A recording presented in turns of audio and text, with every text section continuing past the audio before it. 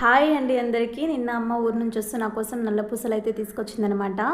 ఇదైతే నేను వేసుకుంటే నాకు సూట్ అయిందా లేదా మీరైతే తప్పకుండా కామెంట్ చేసి చెప్పండి. మా అమ్మ మా అత్తవారి ఊరి ఆడపడచ్చు అనమాట. అంటే అర్థమైందా, మా అమ్మ వాళ్ళ ఊరు కూడా ఇదే అని. నేను చెప్తూ ఉంటాను కదా చాలా వీడియోల్లో, అమ్మమ్మ అమ్మమ్మ అమ్మమ్మ అని. మా అమ్మమ్మ కూతురి అమ్మ అన్నమాట.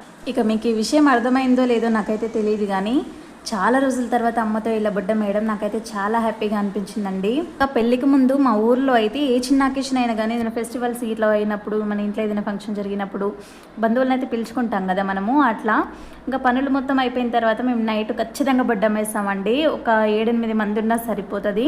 మేమైతే హ్యాపీగా బొడ్డం వేసుకొని బాగా ఎంజాయ్ చేసేవాళ్ళం అన్నమాట. నాకైతే పెళ్ళికి ముందు ఆ స్వీట్ మెమరీస్ అనేవి గుర్తొచ్చాయి.